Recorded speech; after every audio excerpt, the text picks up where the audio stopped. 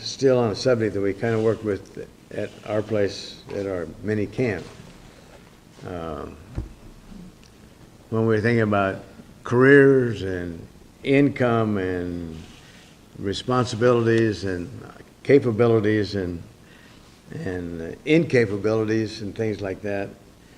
And we live in a culture that, in my opinion at least, we look at a lot of what burdens down our government.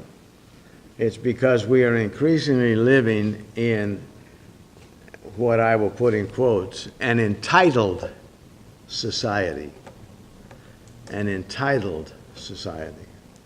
And I don't really believe that any of you in this audience need to change your way of living or anything so as to not be a part of that society. But I believe that we need to be aware of what's going on in our society, and we need to be aware of the fact that if we're not careful, we can get to the place where we think that to be entitled to certain things of a financial value to us is good. It's okay. It's what else are we going to do?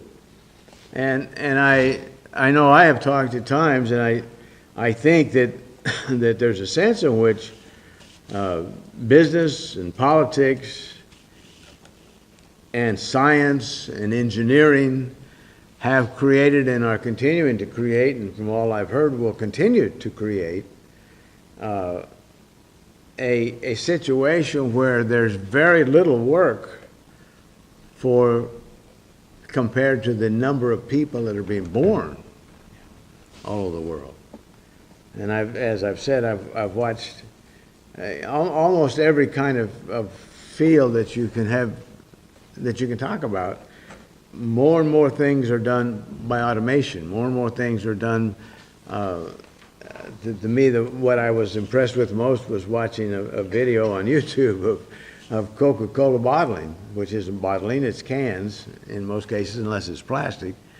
But they put those things together so fast. They go in, a sheet of aluminum on one side and come out the other side 12 packs of Coke in cans, ready to go on the truck. And you can't even see what it is when they just take a shot of the conveyor belt going by. It's going so fast it's just a blur. And then you stop and you think, how many I when I was a kid used to hang around a company in LA that printed Coke bottles and Pepsi bottles and that kind of stuff. It's called ceramic decorating, and some of us here probably have been there. But the hours of time that was spent just putting labels on them. And that had nothing to do with the time that was spent blowing the bottles, which I know very little about, but I know that it certainly wasn't anything like they put cans together today. And then they were brought on a truck, unloaded from the truck, labeled, put back on the truck. They were handled at least twice, I would guess, pretty much by hand, and then go somewhere and get washed and sterilized and all that, and filled with Coke and caps put on them and put back in boxes and put back on a truck and trucked down to the store or a warehouse probably somewhere, and then taken off the truck and put in the warehouse, and then taken out of the warehouse and put on a truck and taken to all of that is labor, all kinds of labor. And today more and more things are done automated on conveyor belts and very little labor. And that's because machines, long-term, can operate and do most things cheaper than people can. And I think I mentioned that I at one point, had an opportunity to talk to a man that was in the business of designing computer programs to run robots. And he was saying all the things that we're going to be able to do with robots. Pretty soon we won't hardly have to do anything. I mean, they'll scrub the floors, they'll vacuum the floors, they'll wash the dishes, and he was going on and on. He was pretty excited about it, a young guy. And after he got all through, I said, I just have one question. He said, what's that? I said, what are you going to do with all the people that are doing that kind of work today? because you're doing away with their jobs. There's only so many jobs in engineering. There's only so many jobs in manufacturing machines and robots. And, you know, but it's not going to come close to the number of people that they're replacing. Otherwise, there'd be no sense in doing it. That's right. And that's not going to happen. What are you going to do with them? And he looked at me and he said, you know, he said, I don't think there's much thought being put to that. I said, I think you're right. You know, I think you're right, because everything from the grocery store, the lumber yard, I don't think I've seen it in an auto parts house yet, but people are encouraged to go pick up their products, go through an automated machine that'll scan the product, tell them how much it is, they can chunk their money in the slot and it'll spit out the change, or they can put their credit card in the slot and it'll spit out a receipt. And so then pretty soon, what are they going to do? They're going to do it with the checkers. Well, what are people going to do that are checkers? And so I think the world has a humongous problem with what are we going to do to keep people, to feed people, to earn a living? How can they earn a living? Entry-level type jobs that are not engineering jobs that are not, you know, doctors and attorneys and people like that. Well, what are other people going to do? Because the vast majority of people are not employed in those fields, and there's not that much employment for them. But at least in my observation. And then he said, I have heard talk that maybe the thing to do will be in the future, if a person is born, they will automatically be designated a certain amount of money to be given to them on a monthly or weekly basis, whatever, and they will get that for the rest of their life, regardless of what they do. If they don't do anything, they still get that money. Well, that's an entitlement, by the way. They won't have worked for it, they won't have trained for it, they won't have done anything but been able to inhale and exhale, and they will automatically be given by government, you think, or industry, you think, somebody anyway, and whether they work or not doesn't really make any difference, because the production goes on and the people go on and the people, you know, and I think most of that's pipe dream, but anyway, that's what I'm talking about. But think about the concept. And then I said to the young man, I said, but most everybody recognizes that unless people have what they consider to be meaningful work to do, they're not very happy. And he said, yeah, you're right. And I said, if they have nothing to do, they generally get in trouble. He said, yeah, you're right. So I said, I don't know whether what you're doing is really in the best interest of everything or not. And I don't really think that it is. But so when I talk about an entitled society, it's a society where increasingly, percentage-wise, people feel like they should be taken care of. You look up entitled in the dictionary or you Google it, which is what I did. I'm lazy. It's easier. Believing oneself to be inherently deserving of privileges or special treatment. For some reason, because I'm me, I am entitled or deserving of privileges or special treatment. That's entitled. As an adjective. Entitlement, as a noun, the fact of having the right to something. Quote, the full entitlement to fees and maintenance should be offered. In other words, I guess people doing a certain job or working for a certain company or maybe living in a certain country, I don't know, but they would be fully entitled to fees and maintenance. It should be something they're offered. And then another example, the amount to which a person has a right, an annual leave entitlement. In other words, a vacation, we call it maybe, or an annual leave, whatever. Another definition, the belief that one is inherently deserving of privileges or special treatment. And then it gives as a sentence the use of the term, no wonder your kids have a sense of entitlement. Okay, so in other words, the writer of the sentence is stating to somebody else, the way you're treating your children causes them to have a sense of entitlement. That they deserve something. Something should be given to them just because they are who they are, I guess. And then synonyms for entitlement are a right to something, a prerogative to something, a claim on something. Those are all synonyms for the word entitlement. Well, I think, I try to think back on my own life, which I'm not, everybody thinks theirs was normal, and probably none of ours was normal, but anyway. What we're taught in school, what I began life, the concepts that I had in life when I began, I really didn't expect anybody to give me anything. I didn't expect that. Particularly once and whenever I left home. My father had a little bit different method maybe than some people. He insisted that I work for him at the shop where he worked, which meant primarily washing dirty windows. But anyway, and I got paid the amazing sum of 40 cents an hour. Think what I'd have done with $15 minimum wage if I could have got it at that time. You know what I could have got? I could have got nothing. That's right. Because nobody would have paid me $15 an hour to wash fly specks off of windows in Artesia, California at that time. But I did, I worked, and my dad said, now, when I got my check, he said, now you go cash the check and give the money to your mother, and she'll put it in the bank for you.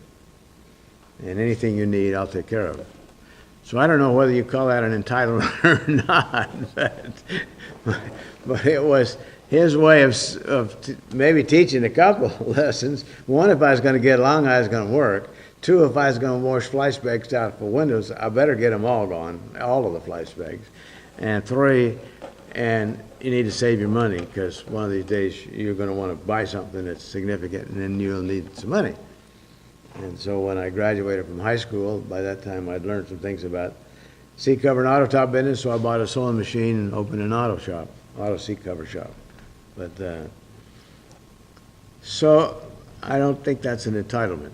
I didn't, but I was taught in school, not that this is necessarily and what I think we have to do is get back and say, okay, what do we find in the scriptures? Because whatever the form of government is, whatever the rules that we have in the government, and there's all kinds. Ours is considered a republic, democratic republic, and what we were always told was that the basic fundamental aspect of our government was that everybody that was born was entitled to some things. They were entitled to life, they were entitled to liberty, and they were entitled to the opportunity to pursue, or as it's generally said, the pursuit of happiness. They weren't entitled to 3 meals a day. I never heard anybody suggest that. They weren't entitled to an education. I never heard anybody suggest that. They weren't entitled to be taken care of in their old age unless they saved up the money or invested money or whatever, or had children that they were able to get started down a path and made them wealthy enough that they could support themselves and their parents. But they weren't entitled to anything from the government except life, liberty, and the opportunity to pursue happiness. But today, when we, and for me, it's been a little bit in hearing stuff going on with the current political race, it's amazing to me the number of people that seem to really believe that they're entitled to government money for free housing, and government money for free clothes, and government money for free food, and free education, and free medical care, and free old age care. That those should all be entitlements to everyone because they're born in the United States of America. And then whenever it gets down to where's the money going to come from for all of this, we're going to take it from somebody else. Somebody else who earned it. Now then, we could maybe get into all of the logic and the back and forth. Well, they earned it because somebody else did the work and they didn't do the work. But you know, you can go round and round about the bottom line is the guy that invests the money and the guy that takes the risk generally makes more money. You know, it's just generally the way it is in life. But, and so and it's interesting, in 2 Thessalonians chapter 3 and verse 10, there's the expression that if one won't work, neither shall he eat. If you won't work, you shouldn't eat. Now, here's where I see the problem that I don't know how our nation, if it continues on indefinitely, is going to deal with this. But what if you set up a situation where there is no work? Then what do you do? But we're not there yet. We haven't got there yet. Getting close. But if a person won't work, neither should he eat. Yet on the other hand, I think it's really important to realize that the Bible makes it clear that God wants the poor taken care of. Turn to Deuteronomy chapter 15. Let's start way back.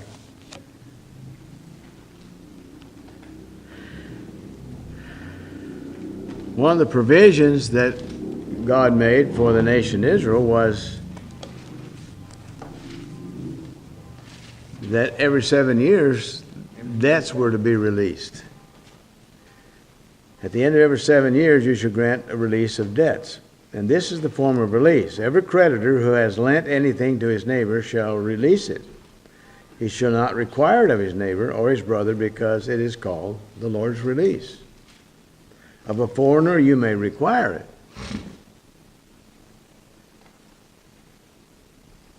But of a Jewish citizen, that's different. Of a foreigner you may require it, but you shall give up your claim to what is owed by your brother. Except when there may be no poor among you. When in thinking about this thing, I got to digging and coming up with a question. Before I came up with the answer, but I got to thinking, you know, it's interesting how much provision God has made for protecting the poor, the orphans, the widows. How many things are stated as being for their benefit, and yet He promised them that if they served Him and obeyed Him, they wouldn't be poor. And so He takes that into consideration in this passage, except when there may be no poor among you. For the Lord will greatly bless you in the land which the Lord your God is giving to you to possess as an inheritance, only if you carefully obey the voice of the Lord your God to observe with care all these commandments which I command you today. For the Lord your God will bless you just as He promised you. You shall lend to nations, but you shall not borrow. You shall reign over many nations, but they shall not reign over you. If there is among you a poor man of your brethren within any of the gates of your land, which the Lord your God has given you, you shall not harden your heart, nor shut your hand from your poor brother. So you're going to take care of him. You're going to take care of him some way. But you shall open your hand wide to him, and willingly lend him sufficient for his need, whatever he needs. Beware lest there be a wicked thought in your heart, saying, the seventh year, the year of release, is at hand. In other words, it's 5 years, and 6 months, and your brother needs something. He really does. But he's only going to have 6 months to give it back to you. And you're not going to be able to get it back. realistically. And so you say, no, I'm not going to do that. Let's wait till after the 7th year, maybe you would say. Maybe you're going to get smart, and work the system. But the Lord has a description for that. He says, lest there be a wicked thought, verse 9, in your heart, saying, the 7th year, the year of release, is at hand. Your eye be evil against your poor brother, and you give him nothing, and he cry out to the Lord against you, and it become a sin among you. You should surely give to him, and your heart shall not be grieved when you give to him. Because of this thing, the Lord your God will bless you in all your works, and in all to which you put your hand. And then he makes a statement in verse 11 that kind of balances verse 4. Verse 4 says, except when there be no poor among you. Then in verse 11 he says, for the poor will never cease from the land. Therefore I command you, saying, you shall open your hand wide to your brother, to your poor and your needy in your land. If your brother serves you sick, and he goes into some other things.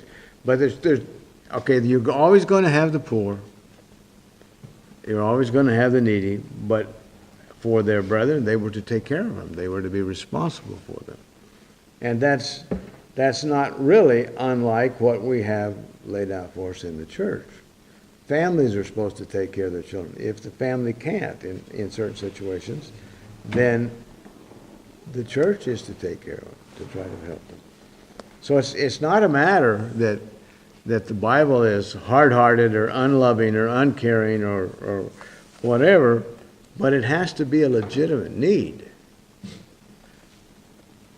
And then you can't start from a legitimate need for survival and then expand it to all the bells and whistles that are available to those who not only have maybe been diligent and responsible and have worked hard and have invested, but they have the opportunity to have some things that other people don't have. And so just because some people can have it and some people can't have it isn't justification for not having it. Let's turn to 2 Thessalonians 3. I mentioned it.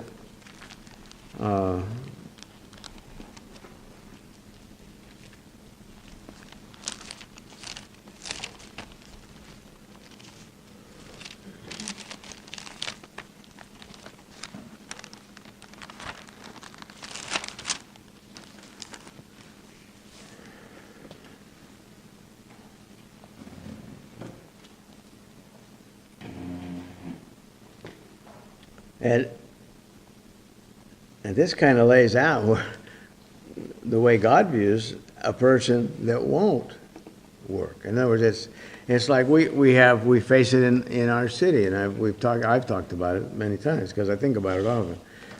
You can't go down Rosecrans without seeing people standing there with a sign. Ceci and I were coming back from the garage where I had the truck work on yesterday, and there was a guy standing there in the corner, and he said, I need, big sign. He said, I need, and just dollar signs, all over the sign, for weed. And I thought, I wonder how many people would give him money with that sign. You guys got a sense of humor, maybe, but that's not something I would contribute to, nor would I think anybody else would in their right mind, unless they were of the same mind that he is.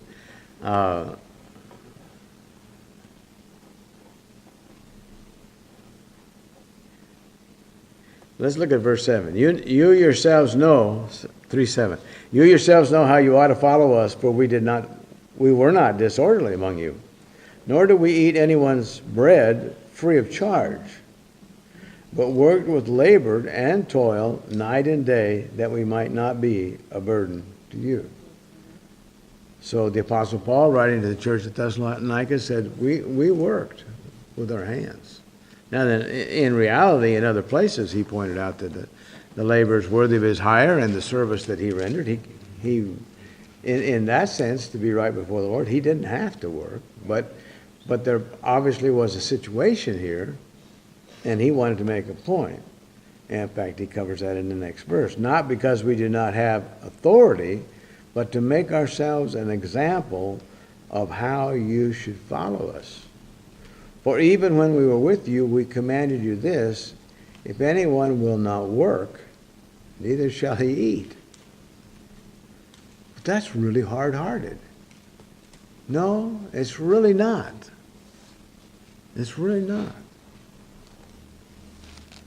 It keeps people who are diligent, who are responsible, who do work.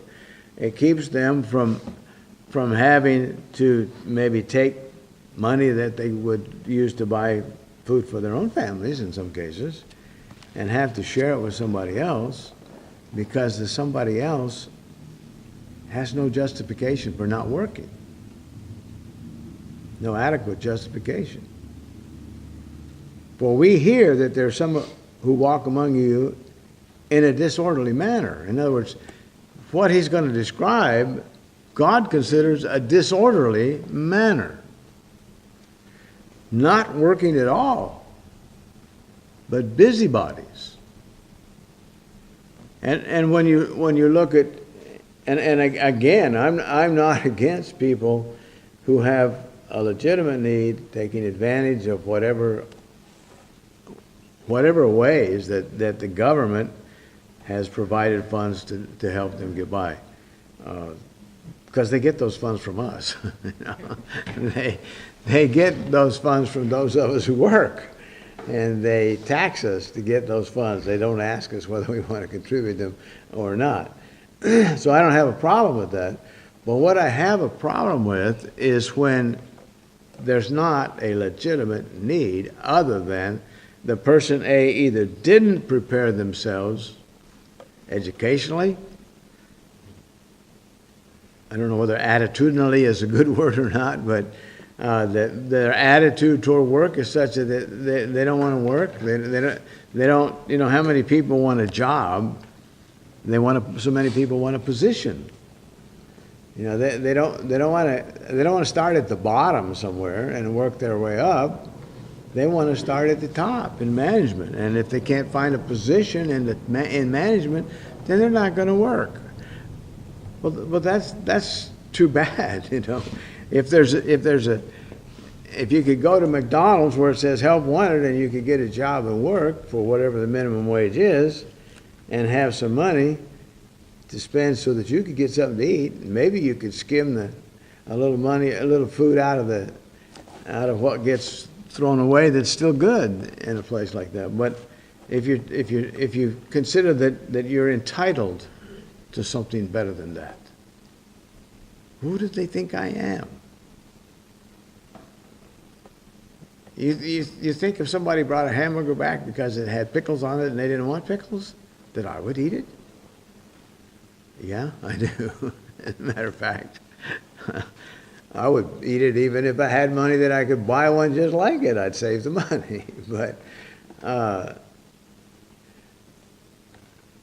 we hear there's some that walk among you in a disorderly manner, not working at all, but they're busybodies. Now those who are such, we command and exhort through our Lord Jesus Christ that they work in quietness and eat their own bread. But as for you, brethren, do not grow weary in doing good. Okay, so while the God that, even with Israel and all the way through, said, okay, those who have a need, the poor, they need to be taken care of. In Matthew 26:11, actually the Lord Jesus said it 3 times in the gospel accounts, for you have the poor with you always. Because they were complaining because they anointed his head with oil that could have been sold and the money given to the poor. And he said, you'll always have the poor. You're never going to win the war. Wasn't it Lyndon Baines Johnson that had the war on poverty? And we got as much or more poverty today than we ever had when he was in office. Because you're never going to win that war. It's never going to be won. The poor you have with me always. And so in the law, God made it clear, you take care of them. In Leviticus, There's two places in Leviticus. Let's turn to Malachi chapter 3. I'll get there, but I want to remind us, or just reference three places. In Leviticus chapter 19, we have this statement: when you reap the harvest of your land. Well, reap is when you gather if it's wheat, whatever it might be. When you reap the harvest, bring in the crop, the fruit from the land, wheat, grain, barley, whatever it might be. You shall not wholly reap the corners of your fields. In other words, if this room were the field, well, you go down the sides, but then you cut across the corner. You don't reap the corners out. You leave it unharvested. Nor shall you gather the gleanings of your harvest. The gleanings are after you've gone through the field and taken harvest out, then stuff gets dropped, it falls, people miss things.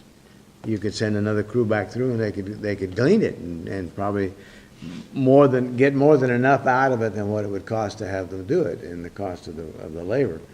And God said, don't send anybody back in. You go through it one time, get what you get. When you get to the corners, you miss the corners, leave them there. And then he moves on to the vineyard in verse 10. And you shall not glean your vineyard. So when you go through and pick the grapes that are ripe, well, almost always there's some grapes that are not ripe. And that would be true of most any fruit. It doesn't generally all come ripe all at the same time. And he said, no, you can't go back and glean it. Nor shall you gather every grape, even if it's all ripe. Don't get it all. Leave some. You shall leave them. Okay, that's the corners. That's the gleaning from the harvest. That's the gleanings from the vineyard. And that's the grapes that you leave behind. You leave them for the poor and the stranger. I am the Lord your God. So poor people that for whatever doesn't give us a reason. So whatever the reason, they're poor. I mean, certainly the implication is that generally orphans, widows would almost automatically be, unless a widow had a husband that left her significant amount of money, or she remarried a man that was very wealthy, they would automatically be poor people. Strangers in the land would generally be poor people, because normally they would have left their land and come into the land of Israel, poor people. So you're careful to leave something for those people so that they can go. And when we read the story of Esther, the gleaning in the field, it was quite a deal. And so it wasn't any little insignificant thing. And the same is true. I mean, today you could do it if you lived in an area where there was two things: where there is agriculture being practiced, and two, where they don't worry about lawsuits and people destroying property and stealing things from them, and therefore they would let you on. There's a lot of food that could be gleaned after most any kind of harvest. And obviously the equipment gets better and better and faster and all that kind of stuff. But then there's not, most people wouldn't do that today. Most people think they're entitled, if they can't get a job, to some form of unemployment or some form of food stamps or some form of extended care that would prevent them from having to work. And if you said, well, you can go out and potatoes is something that I've had a little experience with gleaning behind. If you want to go out and glean in the potato fields, you can have all you get. All you can get, and you can sell it. You can eat it. You can do whatever you want to do with it. Or we'll give you some stipend of money. Most everybody says, well, we'll take the money. We'll take the money. Well, but if that wasn't the choice, then they'd go glean in the field. In other words, if they were hungry or anticipated they were going to be hungry, I mean really hungry, they would go glean in the field. They'd take their kids and go glean in the field. In Leviticus 23:22, again another passage, when you reap the harvest of your land, you shall not wholly reap the corners of your field when you reap, nor shall you gather any gleaning from your harvest. You shall leave them for the poor and for the strangers. I am the Lord your God.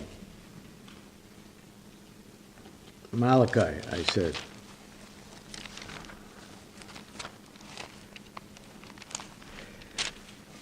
In chapter 3, I said. And it is getting warm in here, I think. The offering of Judah, verse 4, and Jerusalem will be pleasant to the Lord, as in the days of old, as in the former years, and I will come near you for judgment. God is saying, I'm going to judge Judah. And these are the things I'm going to judge them for. I will be a swift witness against sorcerers, adulterers, perjurers, those who exploit wage earners. That's a nice group. Huh? That's a nice group. Yeah. Those who exploit wage earners and widows and orphans. And the concept, you might say, of labor unions, I'm not something I'm excited about. But I do recognize that what it was an attempt on the part of men to solve a problem. Unfortunately, when men try to solve problems, we generally try to do it men's ways instead of God's ways, and then we wind up with bigger problems. But even back in Malachi's day, there were those who exploited wage earners. And God said, I'm going to judge them. And he still says that today. If there are those that exploit wage earners, he's going to judge them. You have a master in heaven too, he tells those who have wage earners. Those who exploit wage earners and widows, and exploit orphans. I'm going to judge them. And those who turn away the alien. And here's the reason, because in doing those things, they do not fear me. In other words, that's evidence that they don't fear God, says the Lord of hosts. That's evidence. So I don't care what I say, I'm not even hinting that God doesn't want the legitimately poor, the legitimately widows, orphans, people that have been displaced from their country or something, that he doesn't want them cared for, treated fairly. The Bible doesn't teach that. It teaches the opposite. But on the other hand, it doesn't teach that everybody that would put their hand out is entitled to having their hand filled. Because there are people that could work if they would work at whatever work is available for them to do. I mean, right now there's all kinds of conversation about building a wall between the United States and Mexico. And I think the intent is fine. But then the argument comes back, well, there's many Mexican laborers that come into the country, thousands of them, maybe millions of them are here now. I don't know. I don't think anybody knows really. But, and if we didn't have them, we couldn't get the work done. Oh, okay, well, let them go. But then if somebody else says, but wait a minute, how many thousands or millions of people do we have getting unemployment and disability, people that could work? How many of those do we have? Probably about the same amount. Well, what if we took away the disability and the unemployment, disability for people that aren't really disabled, and the unemployment for people that really could work if they would work, but they don't like the jobs that are available that we're told the Mexican laborers are willing to do? Wonder what that would do.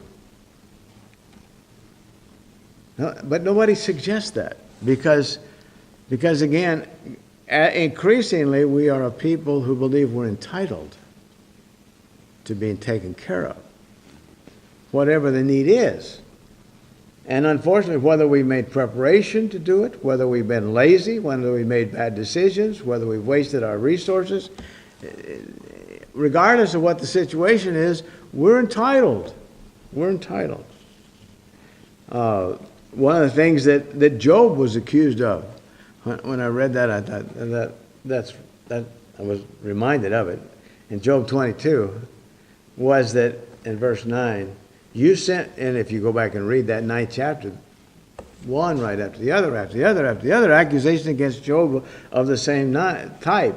You sent widows away empty, and the strength of the fatherless you crushed. Well, we know that's not true. But the accusation, the indication of the accusation is, that's why, Job, you've lost everything. You're this kind of a guy. And that's what God does to people who treat the poor and the widows and the orphans and the stranger, treats them that way. And that's what you did. And Job didn't. I mean, that was a false accusation. In Isaiah speaks again against Isaiah 1 and 2. Woe to those who decree unrighteous decrees. So these are people that make laws. Who write misfortune, which they have prescribed to rob the needy of justice.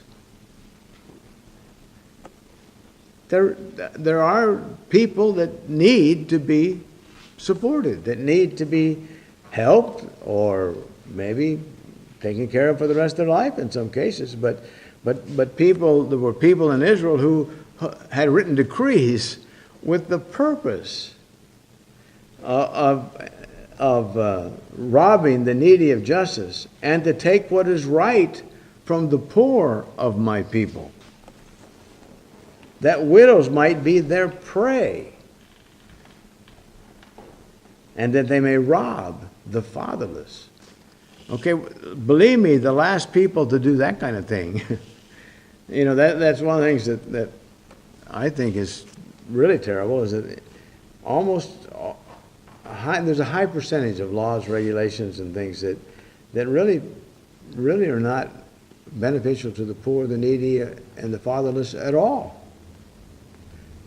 Tax laws and things that make it easier for them to stay on the dole and to continue to be getting from the government than to go find a job. It's interesting when the Apostle Paul, working with the Jews again, was beginning his ministry, and as he was leaving those in Jerusalem, they desired that we should remember the poor, the very thing which I also was eager to do. They wanted them to remember the poor. But then we get to the other side, and I've spent as much time doing this because I don't want anybody to think that the Bible teaches, or that I believe the Bible teaches, that we shouldn't be compassionate, that we shouldn't be considerate, that we shouldn't. I think we've proven.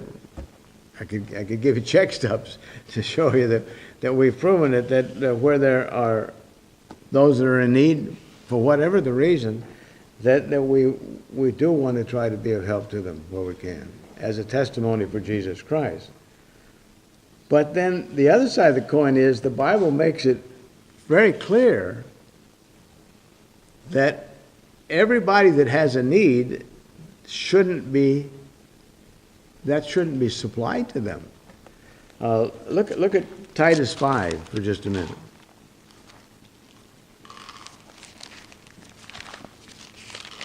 And then we're going to go to Proverbs. And from there on, it'll be pretty much a reminder of what's in Proverbs. But in Titus chapter 5, Titus doesn't have 5 chapters. What in the world?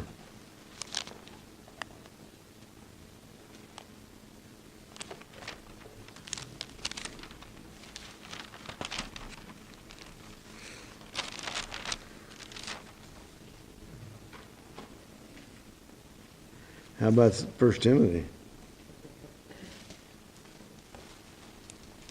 That's what you call a typo. That's what you call a mistake. That's a mistake, right. What'd he say? I said, that's $5,000. Yeah, yeah. 2 years in the business. Listen, if I was being penalized $5,000 for every mistake I made, I'd be out of business for a long time ago.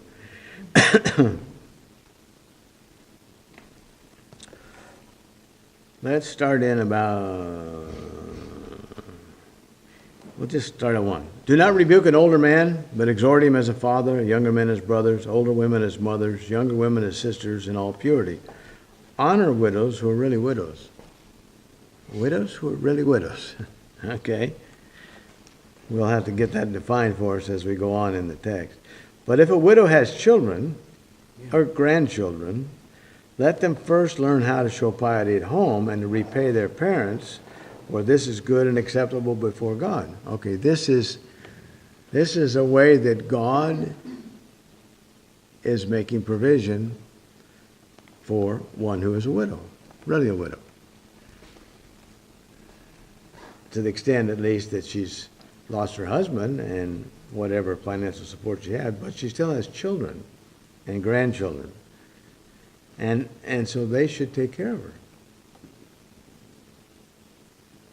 Because this is acceptable to God. God wants them to take care of it. Actually, what's going on here is God doesn't want the government to take care of them, and God doesn't want the church to have to take care of them either in this particular situation.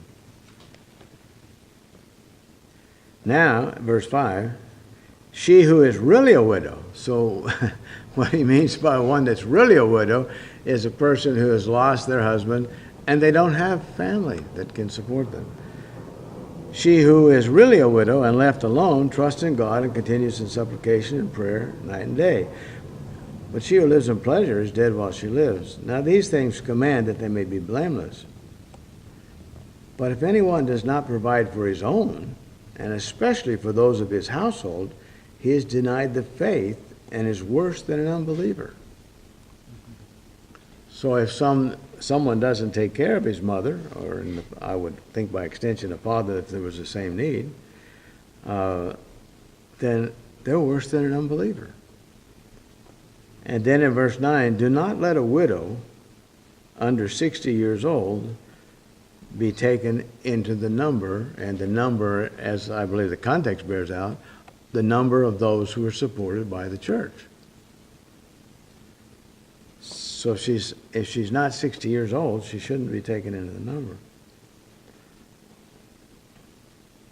Has been the wife of one man, well reported of for good works, if she's brought up children, if she's lodged strangers, if she's washed the saints' feet, if she's relieved the afflicted, if she has diligently followed every good work. So that's, in other words, that's the criteria. It isn't just that she's a father, just that she's a widow. It isn't just that she's a widow that doesn't have family that will take care of her or can take care of her or will take care of her. But she's to be a person that's of significant age, that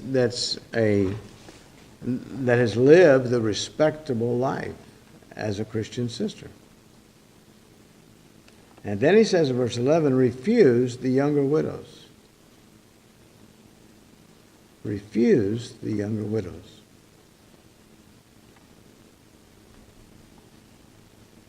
Well, that's kind of hard.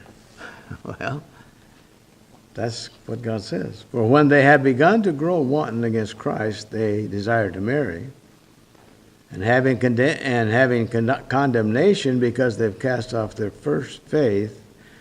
And besides, they learn to be idle, wandering about from house to house, not only idle, but also gossips and busybodies, saying things which they ought not.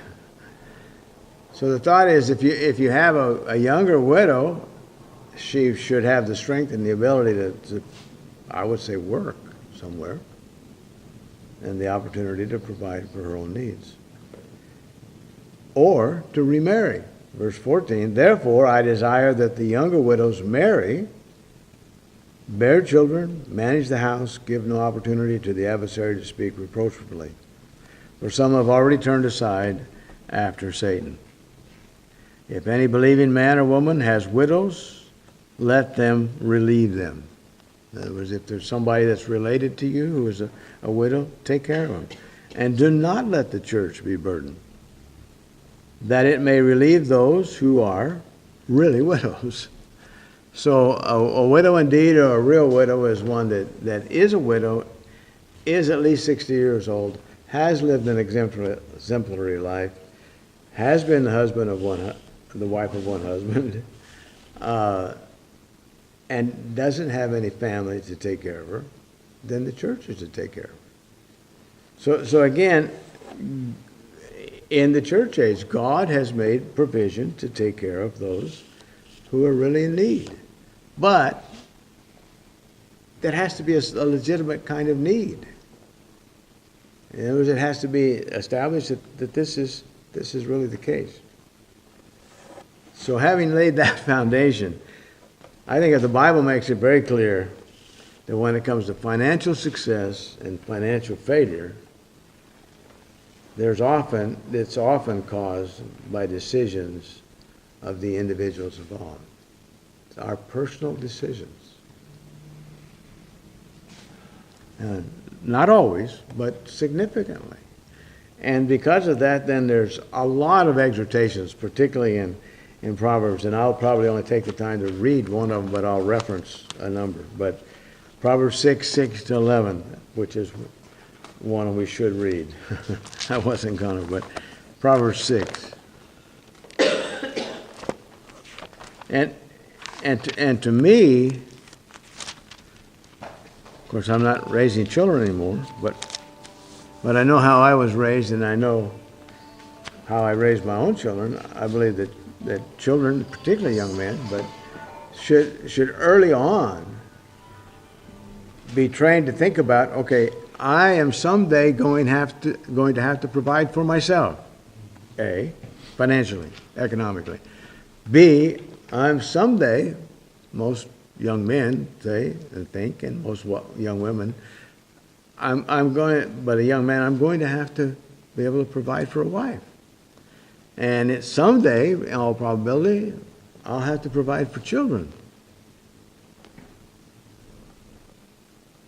And so the earlier that they come to the place as a child, that they make preparation to do things that will enable them to earn money, the better it will be for them. So that when it comes time that they, whatever age they decide to get married, 19, 20, 30, whatever it is, but all of a sudden to have another mouth to feed, and then in time other mouths to feed, and clothes to buy, and medical care, and roof over, and pay taxes, and all the things that we have to do, it won't come as a shock. They've been looking for this all along. They've been preparing for this from the time they could. I think one of our grandsons up in Sacramento is already talking about who he's going to marry and how he's going to get the money to pay for it. You know, he's just knee-high to a grasshopper, to use the term. But he's thinking ahead. I want to get married, you know, and it's going to cost money. And it is interesting that he has told his Mimi that when she gets old, he's going to take care of her. I don't think he's probably ever read this account that we went over in 1 Timothy, but he's already thinking along those terms. And the many proverbs that we'll reference, and there's a lot more than what we'll reference, but in verse 6 of chapter 6, go to the ant, you sluggard. Okay, a sluggard is a person that doesn't want to apply himself, that doesn't want to do what he needs to do in a given situation to be successful. Go to the ant, you sluggard. Consider her ways and be wise, which have no captain, overseer, or ruler, She provides her supplies in the summer and gathers her food in the harvest. So she's out there working. She's getting things done. She's saving, in this case, food stuff that she can eat in the wintertime. In our culture, we don't think about it that way too much. We think about money, dollars and cents, and it's interesting to watch children. Some children, I don't know what it is, must be something genetic, but some children, it seems like they get a little money, and we have a grandson that has a personal banker. And he went down and met her, and he opened an account, and he put money in there. And when he gets money, he goes down and sees her again, and he puts it in the account. And I don't know. He just seemed to take to that like duck to water, We have another one that I don't think he's quite into it that far. He may tend to spend it, I mean, it's not the same approach to life. And I don't think it's because somebody tried to teach one of them one and didn't bother to try to teach the other one. It's an interesting thing to observe, but that is something that parents need to observe for two reasons. One is one can get so focused on the dollars and how many he's got stacked up and how important they are and what it means about his success and him as a person and what he's going to be able to do with himself and his life in the future and all that, and that can be too much. On the other hand, the other one's got to learn that, it's fine to be generous and kind and share your money with other people and things like that, but you're going to need to save some because you're going to want to do some things that's going to take a bigger chunk of money than what you maybe are going to make every week or whatever it might be. So parents need to be paying attention, but the aunt, she's pulling together what it's going to take her to get through the winter. Verse 9, how long will you slumber, O sluggard? When will you raise from your sleep, a little slumber, a little folding of the hands to sleep, so shall your poverty come on you like a prowler. A person, and when you look at the lives of people, and I think today, when I see things that fit together, the way they fit together, I can't believe it, I mean, we have a time where we're told that we have second, third generations of people on welfare. Mm-hmm. We've got children from those parents. They're sitting around doing really nothing constructive a good part of the time, but playing with their iPhones or their iPads or whatever it is they have, and they can play games and they can look at them and laugh about them. They can talk to their friends and they can joke, but their poverty is still coming.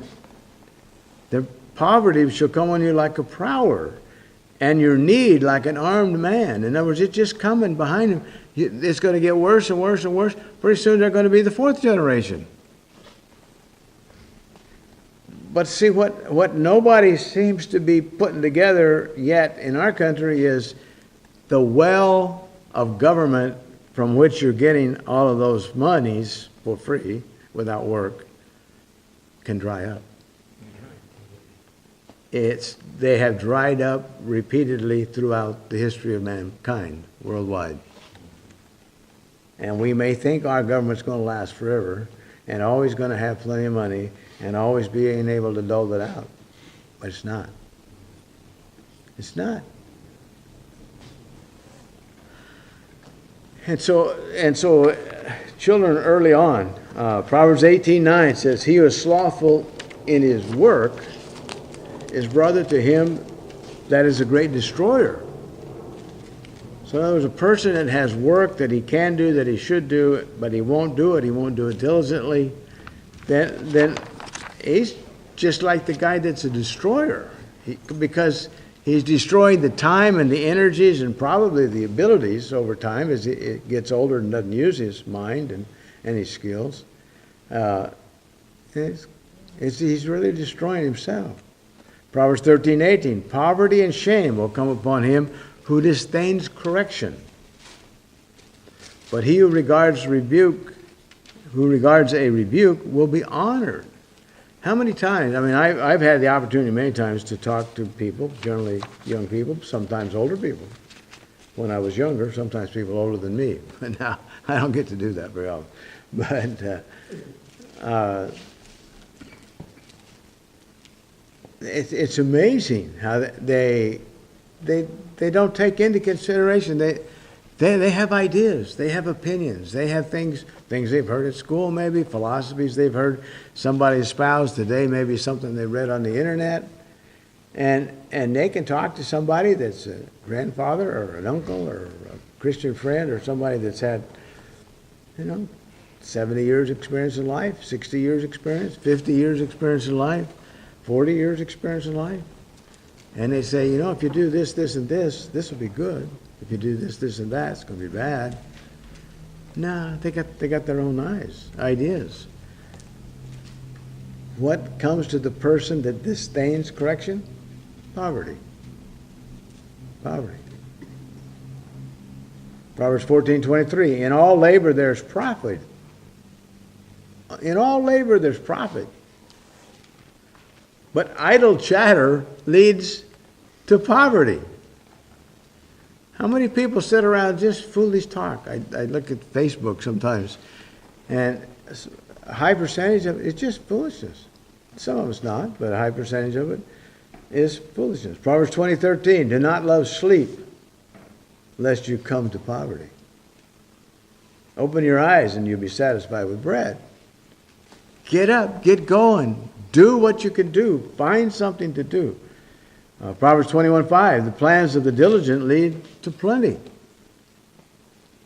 but those of everyone who is hasty surely to poverty. We live in a culture where a lot of people are they're suckers for the get-rich-quick deal, And, it doesn't make any difference how many times people hear somebody say, if it looks too good to be true, it probably is too good to be true. So it's probably not true. But it doesn't, for most people, it just goes, they don't hear it. It's like I copied something from somebody who said that it's interesting that most men that sometimes stumble over the truth, most generally pick themselves up and go on as if nothing happened. Doesn't affect their life. And I will say to anybody that this book of Proverbs should be read and read and reread and reread and reread by those that are young people. I don't know how many times I read it when I was a child. I really don't. And then as I got older and as I began to minister, I keep going back there because they're just it's pretty repetitive and it's pretty much the same themes, and it works. That's right. That's the thing, it works. And it's not what people in our culture are being taught, young people are being taught. For the most part, there's a significant number of people that are expecting the government to solve the problem, and the government to hand out the money, and the government to take it away from people that are wealthy. And nobody stops to remember that people that are wealthy don't have to stick around. They can go somewhere else. He who oppresses the poor increase riches, and he who gives to the rich will surely come to poverty. I've thought about that one a little bit. He who oppresses the poor to increase riches. I can understand that one. I mean, you can cheat them with all kinds of things. You can sell them inferior products. You can charge them for fixing things you don't fix. I've read stories about the Dust Bowl days and the migration of people from the Oklahoma and Arkansas and places like that to California, and people that would buy cars, old cars that had maybe a bad rod in it, and they'd take the rod cap off and wrap a leather belt around it and put the rod cap back up. And then, it'd get the people out of town, but no way would it get them to California. Well, that's one way you can do that. people that, oftentimes people coming from Mexico with what they call coyotes. A lot of times they're taken advantage of. Sometimes they're never heard from again. But he who oppresses the poor, I can figure that one out, but he who gives to the rich. And I don't know whether that's like in a bribe or to get special treatment or to do something that, to impress. Whatever it is, it don't work. The Bible says it doesn't work. That's Proverbs 22:16. Proverbs 23:21, the drunkard and the glutton will come to poverty, and drowsiness will clothe a man with rags. You know, and sometimes when I see people on the streets, and sometimes there's areas of this town that recently drove several blocks into an area of town, and there's people all day long sleeping in the streets. I don't know whether they're up roaming the streets at night or whether they stay there and sleep the night through too. I don't know. But how are they ever going to make a living that way? And as I've said many times, I don't know why they're doing what they're doing, but I've seen people that obviously have enough gumption and get up and go that they're maybe riding a bicycle and working the dumpsters and the garbage cans and stuff like that, getting the plastic and the aluminum. And I at least applaud the fact that they're hustling. They're trying to do something. And those are the people that maybe you could help. I don't know. Let's look at Proverbs chapter 24.